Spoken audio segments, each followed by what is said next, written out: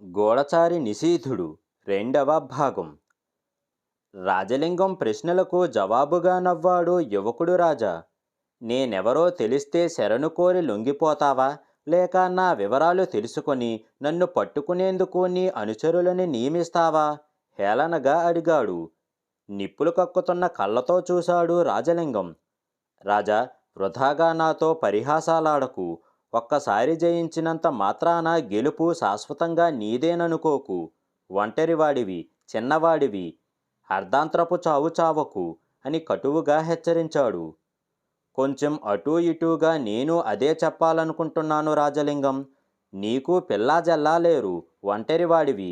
వృధాగా నాతో పరిహాసాలాడకు, ప్రాణాలు పోగొట్టుకోకు. 1000 గొడ్లను తిన్న రాబందు ఒక్క తుఫాను దెబ్బకు కూలిపోక తెప్పదు. అలాగే నీవింతవరకు ఎందర్ని కాళ్ళు చేతులు విరిచి చంపినా నన్ను మాత్రం ఏమీ చెయ్యలేవు. గంభీరంగా ధ్వనించింది యువకుడి కంఠం. ఏం, ఎందుకని? నీవు మనిషివి కాదా? నీకు మృత్యువు రాదా? అడిగాడు రాజలింగం. ఆ ఇద్దరినీ మార్చి మార్చి చూస్తున్నది రంగమణి. 2 పులుల మధ్య చిక్కిన లేడిలా ఉన్నది ఆమె పరిస్థితి. ఏదో విధంగా మాటలతో కాలక్షేపం చేసి రాజాని ఏమర్చాలని రాజలింగం ఆలోచన. ఆదమర్పుగా ఉన్నప్పుడు అతన్ని దెబ్బతీయవచ్చు, లేదా పారిపోవచ్చు. అతని ఆలోచన గ్రహించినట్లు చిన్నగా నవ్వాడు రాజా. నువ్వు నా నుంచి తప్పించుకోలేవు రాజలింగం. నీకు ప్రాణాలపై ఆశ ఉంటే ఒక్క అవకాశం ఇస్తాను అని అన్నాడు. ఏమిటది? అప్రయత్నంగానే అడిగాడు రాజలింగం. నువ్వు చేసే అమానుషాలకు, కిరాతకాలకు నువ్వే కారకుడివి కాదని నాకు తెలుసు. నీ వెనుక దాగి నీ చేత ఇవన్నీ చేయించే ఆ అసలు మనిషి ఎవరు? ఆ విషయం చెప్పు, చాలు, నిన్ను వదిలేస్తాను. ఎర్రబడిపోయింది రాజలింగం వదనం. ఆవేశంతో కనులు మరింత ఎర్రబడ్డాయి. ఆ యువకుడు ఎవరో కేవలం కక్షగట్టి రాలేదు. తన గురించి కొంత వివరాలు తెలిసే వచ్చాడు. ఇలాంటి శత్రువుని బతకనివ్వకూడదు. ఆదిలోనే అంతం చెయ్యాలి. ఎలా? ఎడమ చేత్తో నడుముకి ఉన్న చురిక తీశాడు రాజలింగం. రాజా, నీవంటున్నది ఏమీ నాకు అర్థం కావడం లేదు. మొదట్నుంచి నేను నువ్వు చెప్పే కిరాతకాలు చేసి బ్రతుకుతున్నాను. నన్ను నా అనుచరుల్ని పోషించుకునేందుకు డబ్బు కావాలి. అందుకు దోపిడీలు చేశాను, చేస్తున్నాను. అందమైన ఆడది నాకు లొంగిందా సరి, ఈ రంగమణిలా సుఖపడుతుంది, లేదా నా కౌగిలిలో నలిగి నాశనమైపోతుంది. అదే మీరు అందరూ పిలిచే మానభంగాలు. నాకు ఎవరి మీద అభిమానము, ప్రేమ లేవు. మర్యాదగా నువ్విక్కడి నుంచి వెళ్ళిపో, లేదా ఈ రంగమణిని ఇప్పుడే చంపేస్తాను. నీ కారణంగా ఆమె చస్తుంది. చంపనా? వికటంగా నవ్వుతూ అడిగాడు రాజలింగం. కనులు చిట్లించి అతని వైపు చూశాడు రాజా. అతని చేతిలో చొరకత్తి అప్పటికే రంగమణి మెడను తాకుతున్నది. ఇది అన్యాయం. ఇన్నాళ్ళు నాతో ఉండి నా యవ్వన సౌందర్యాలను అనుభవించి ఇప్పుడు నిన్ను కాపాడుకోవటం కోసం నన్ను చంపుతావా? అరిచింది రంగమణి. అరవకు, నిన్నే కాదు, నా స్వార్థం కోసం ఎవరినైనా చంపుతాను నవ్వాడు రాజలింగం. ఏం రాజా, చంపనా ఈ రంగమణిని? 5 ఏళ్లుగా కౌగిలిలో నలిగి నలిగి దీని పస జారిపోయింది. ఇది బ్రతికి ఉన్నా చచ్చినా ఒక్కటే అని అడిగాడు. తటపటాయింపులో పడ్డాడు యువకుడు. రాజలింగం కరుకోటకుడు. రంగమణిని చంపినా సందేహం లేదు. సరే, నా కారణంగా ఆమెను ఎందుకు చంపటం? వెళుతున్నాను అంటూ అడుగులు వెనక్కి వేశాడు. ఇంతటితో తప్పించుకున్నానని అనుకోకు రాజలింగం. ఎప్పటికైనా నా చేతిలో నీకు మృత్యువు తప్పదు అంటూ వెనక్కి తిరిగాడు. వికటంగా నవ్వబోయాడు రాజలింగం. తెరిచిన అతని నోటి నుంచి వికృతమైన, బాధాకరమైన అరుపు వెలువడింది. యువకుడు ఎప్పుడు తీశాడో గాని రాజలింగం గాని రంగమణి గాని గమనించలేకపోయారు. అతను విసిరిన చిన్న కత్తి గాలిని కోసుకుంటూ వచ్చి రాజలింగం కుడి భుజంలో దిగబడింది. ఆ వెంటనే సుడిగాలిలా దూసుకుంటూ ఆ యువకుడు వచ్చేశాడు. రంగమణి మెడకు నొక్కి ఉన్న రాజలింగం చేతిలోని చొరకత్తి అప్పటికే జారిపోయింది. రంగమణి చెయ్యి పట్టుకొని యువతలకి లాగాడు. వెళ్ళిపో ఇక్కడ్నుంచి అని అరుస్తూ రాజలింగం గుండెల మీద కూర్చున్నాడు. 4 మణుగుల ఇనపదిమ్మ ఏదో బలంగా తాకినట్లు భళ్ళున రక్తం కక్కాడు రాజలింగం. తూలి తలుపు మీద పడ్డాడు. పాదాలు నేల మీద ఉన్నాయి. క్షణంలో తిరిగి పిడికిలి బిగించి రాజలింగం మీదకి దూకబోయాడు యువకుడు. ఆ పిడికిలి దెబ్బ మీద పడేలోగా చివరి క్షణంలో ప్రక్కకి తప్పుకున్నాడు రాజలింగం. మెరుపులా తలుపు తీసి బయటకు దూకాడు. ఆ వెంటనే తలుపు మూసి గడియ పెట్టాడు. కత్తి దిగిన భుజం కలుక్కుమంటుంది. ఆగకుండా పరుగు తీశాడు రాజలింగం. ఎక్కువ దూరం పరిగెత్తకుండానే రంగమణి ఇంటి తలుపులు భొల్లుమంటూ విరిగిపడటం వినిపించింది అతనికి. చటుక్కున ఎగిరి ఒక పొదచాటున నక్కి కూర్చున్నాడు. భుజంలో దిగిన చిన్న కత్తిని పళ్ళు బిగించి బయటకు లాగాడు. ఆ వెంటనే సుడులు తిరుగుతూ ఎగదన్నుకు వచ్చింది రక్తం. నడుముకి ఉన్న దట్టీని విప్పి గాయం మీద చుట్టాడు రాజలింగం. చిన్న కత్తిని పిడికిట్లో బిగించి పట్టుకుంటూ పొదమీదగా అవతలికి చూశాడు. పూరింట్లో నుంచి సుడిగాలిలా పరిగెత్తుకు వస్తున్నాడు ఆ యువకుడు. ఎడమ చేత్తో చిన్న కత్తి గురి తప్పకుండా విసిరేందుకు సంసిద్ధుడవుతున్నాడు రాజలింగం. నాగరాజా! కంగుమంటూ ధ్వనించింది సేనాని సూరసింహుని కంఠం. తాగిన మత్తులో మూతలు పడిపోతున్న కళ్ళని పైకి ఎత్తి చూశాడు నాగరాజు. తూలిపోతున్న శరీరంతో నిఠారుగా నిలబడేందుకు ప్రయత్నిస్తున్నాడు. ఓహో! సేనానిగారా, నమస్కారం. ఇంత పొద్దున్నే నన్ను పిలిపించటానికి ఏం ముంచుకు వచ్చింది? ఎవరికైనా పామ్మంత్రం వేయమంటారా అని అడిగాడు తడబడుతూ. పిడికిలి బిగించి పెడీమని అతని మొహం మీద గుద్దాడు సేనాని. అరుస్తూ ఎగిరి అవతల పడ్డాడు. చచ్చాన్రోయ్, వీడెవడో సేనానిగాడు నన్ను చంపేస్తున్నాడు బాబు అంటూ గొల్లుమన్నాడు. వీడి మొహాన 2 బిందెల నీళ్లు పోసి తీసుకురండి అని ఆజ్ఞాపించాడు సేనాని. నాగరాజుని వెంటబెట్టుకు వచ్చిన భటుడు మరొకడి సహాయంతో నాగరాజుని పక్కకి తీసుకుపోయారు. స్నానాల గదిలో పీట మీద కూర్చోబెట్టి చెరొక బిందు నీళ్లు కుమ్మరించారు ఆ ఇద్దరు.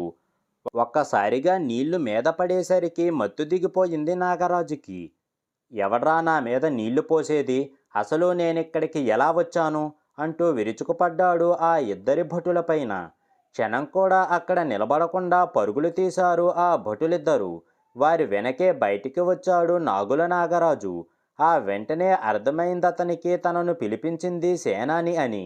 ఒక పరిచారిక వినయంగా భయంగా అందించిన దుస్తులని అందుకొని నవ్వుకుంటూ మార్చుకున్నాడు. సేనాని గదిలోకి వచ్చి వినయంగా నమస్కరించాడు నాగుల నాగరాజు. క్షమించండి సేనాని, మీరు కబురు పంపుతారని తెలిస్తే తాగేవాడిని కాదు. ఈరోజు 2 భయంకరమైన పెద్ద సర్పాలను పట్టుకోవడంలో ఒళ్ళంతా హోనమైపోయింది. అందువల్ల తాగేశాను అని సంజాయిషీ చెప్పుకున్నాడు. అవేమీ వినిపించుకోనట్లు ఆసనం చూపించాడు సేనాని. వినయంగా ఒదిగి కూర్చున్నాడు నాగరాజు. అంత క్రితమే అతన్ని తీసుకువచ్చిన భటుడు వెళ్ళిపోయాడు. గదిలో ఉన్న పరిచారిక వైపు, భటుడు వైపు చూశాడు సూరసింహుడు. అతని అభిప్రాయం గ్రహించి నిశ్శబ్దంగా బయటకు వెళ్ళి తలుపులు మూశారు ఆ ఇద్దరు. ముందుకు వంగాడు సేనాని. నాగరాజు, అనుకోని ప్రమాదం ఎదురై అర్ధరాత్రి వేళ నీ ఇంటికి మనం ఏర్పరుచుకున్న రహస్య మార్గం గురించి చెప్పి నిన్ను పిలిపించవలసి వచ్చింది. ఆ మార్గం గురించి తెలిసిన భటుడు సుబ్బయ్య అని ఆగాడు నవ్వుతూ. అర్థమైంది సేనాని. ఆ భటుని తాలూకు గుడ్డలాంటిది ఏదైనా ఉంటే చాలు, మంత్రబద్ధమైన సర్పాన్ని పంపి అతన్ని కైలాసానికి పంపేస్తాను.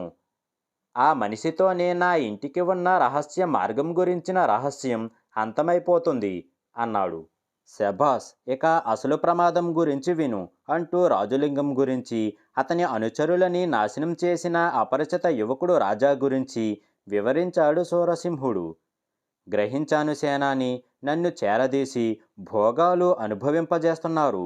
మీరు వృద్ధిలోకి, నేను వృద్ధిలోకి వచ్చినట్లే అని ఆగి, నేనే స్వయంగా బయలుదేరుతాను సేనాని. నాతో పాటు నాకు బాగా మచ్చిక అయిన కర్కోటక సర్పాన్ని తీసుకుపోతాను. అతని ఆచూకీ తెలిసిన మరుక్షణం దాన్ని ప్రయోగిస్తాను. ఎంతటి బలాఢ్యులైన విషసర్పపు కాటుకి చావకుండా ఉంటారా?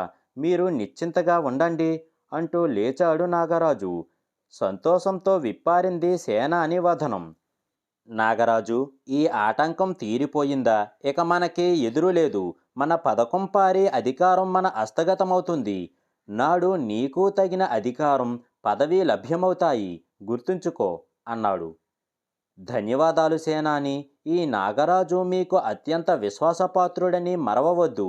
నా కృతజ్ఞత వెల్లడించుకునే అవకాశం ఇచ్చినందుకు అది నెరవేరుస్తాను. నా విశ్వాసం నిరూపించుకుంటాను అంటూ వంగి అభివాదం చేశాడు నాగరాజు. అదిగో ఆ బల్ల మీద ఉంది భటుడు సుబ్బయ్య ఉపయోగించే చేతిగుడ్డ అని చూపించాడు సేనాని. అది తీసుకొని దుస్తుల్లో భద్రపరుచుకొని సేనాని దగ్గర సెలవు తీసుకున్నాడు నాగరాజు. అంతవరకు ఒక గోడను ఆనుకొని ఆ ఇద్దరి సంభాషణ వింటున్న ఆకారం చటుక్కున ప్రక్కకి తప్పుకున్నది. నాగరాజు బయటికి వచ్చి ఎటూ చూడకుండా వెళ్ళిపోయాడు. చీకట్లో నుంచి యువతలికి వచ్చిన ఆకారం సేనాని గదిలోకి చూసింది. మధుపాత్ర అందుకొని గొంతులోకి ఉంచుకుంటున్నాడు సోరసింహుడు. ఒక్క అంగల్లో బయటికి దూకి పరుగు తీసింది ఆ ఆకారం. పరుగున వస్తున్న ఆ యువకుడు చటుక్కున ఆగాడు. తనకంటే ముందు బయటకు వెళ్ళిన రాజలింగం ఏమైనాడు? ఎంత వేగంగా పరుగు తీసినా అతనికి కనిపించకుండా మాయమైపోయే అవకాశం లేదు. హఠాత్తుగా మాయమైనాడు అంటే కనులు చిట్లించి చుట్టూ చూశాడు ఆ యువకుడు. కొంచెం దూరంలో పొదలు తప్ప ఏమీ కనిపించలేదు. అప్రయత్నంగా పక్కకి అడుగులు వేశాడు. అదే అతన్ని కాపాడింది. గాలిలో కోసుకుంటూ వస్తున్న చిన్న కత్తి అతన్ని భుజాన్ని రాసుకుంటూ పోయి పక్కన దిగబడింది. మరుక్షణం అప్రమత్తుడయ్యాడతను. వెనుదిరిగి పొదల వైపు పరుగు తీశాడు. తన ప్రయత్నం ఫలించలేదని గ్రహించిన రాజలింగం జివ్వున తేరుకొని ఎగిరి పరుగు ప్రారంభించాడు. మరింత వేగంగా పరుగు అందుకున్నాడు ఆ యువకుడు. రాజలింగం తప్పుకుపోతే మళ్ళీ చిక్కటం కష్టం. దృఢకాయుడైన రాజలింగం పరుగు తీయటంలో తక్కువవాడు కాదు. పిక్కబలం చూపించటంలో మొనగాడని గ్రహించాడు. 2 అంగలలో రాజలింగాన్ని సమీపించి దగ్గరకు వచ్చాడు ఆ యువకుడు. సరిగ్గా అదే సమయంలో ఎక్కడి నుంచో చొరబడ్డారు 10 మంది దృఢకాయులు. పరిసరాలు ప్రతిఘటించేలా అరుస్తూ యువకుణ్ణి కమ్ముకున్నారు. చంపండి వాణ్ణి, ముక్కలు ముక్కలుగా నరకండి అంటూ వారిని ఆజ్ఞాపించి ఇంకోవైపు పరుగు తీశాడు రాజలింగం. అతన్ని వెంటాడి పట్టుకునే అవకాశం చేజారిపోతుందని గ్రహించాడు యువకుడు. ఓరకంట తనని చుట్టుముడుతున్న దృఢకాయలను చూస్తూ గాలిలోకి ఎగిరి పల్టీ కొట్టి వారి మీదుగా అవతలికి దూకాడు. గొల్లున అరుస్తూ బాణాకర్రలు, వేటకత్తులు గిరగిరా తిప్పుతూ ముందుకు పరుగు తీశారు ఆ దృఢకాయులు. యువకునికి వారికి పట్టుబడే ఆలోచన లేదు. దొరికితే తనని అంతం చేస్తారని తెలుసు. రాజలింగం తప్పించుకుపోతాడని తెలుసు. అందుకనే మెలికలు తిరుగుతూ పరుగులు అందుకున్నాడు ఆ యువకుడు. పట్టుకోవటానికి దగ్గరగా వచ్చే దృఢకాయలను విదిలించి కొడుతున్నాడు. బాణాకర్రలు దెబ్బలు గురితప్పి అతని భుజాల మీద చేతుల మీద పడుతున్నాయి. వాటిని లెక్క చెయ్యటం లేదు అతను. రాజలింగం దూరంగా ఉన్న ఒక మొండిగోడ వైపు పరుగు తీయటం చూశాడు యువకుడు. ఆ గోడచాటున ఉన్నాయి దృఢకాయలు ఎక్కి వచ్చిన గుర్రాలు. వాటిలో ఏదో ఒక దాన్ని ఎక్కితే చాలు రాజలింగం తనకి చిక్కడు. రేయ్, ఎలాగైనా సరే వాడిని చంపేయండి, ముందుకు రానియకండి అని అనుచరులను హెచ్చరిస్తూ గోడవైపు పరుగు వేగం పెంచాడు రాజలింగం. దృఢకాయులు ఒకరినొకరు హెచ్చరించుకున్నారు. ఒక్కుమ్ముడిగా బాణాకర్రలు గిరగిరా తిప్పి యువకుని మీదకి విసిరారు. కాళ్ళకి అడ్డం పడ్డాయి 2 బాణాకర్రలు. తూలి ముందుకు పడ్డాడు యువకుడు. దిక్కులు అరిచేలా అరుస్తూ అతని మీదకు లంఘించారు దృఢకాయులు. వేటకత్తులు పైకి ఎత్తారు, కాళ్లతో అతన్ని లేవకుండా పడదోస్తూ. ఆ వ్యవధిలో ఒక గుర్రాన్ని ఎక్కి అదిలించాడు రాజలింగం. కన్ను మూసి తెరిచేలోగా చీకట్లలో కలిసిపోయాడు. ఒక్క వేటుకు నరికేయండి, ముక్కలు ముక్కలు చెయ్యండి అని ఒకరినొకరు హెచ్చరించుకుంటూ వేటకత్తులు కిందకి దించారు ఆ దృఢకాయులు. ఇంకా ఉంది.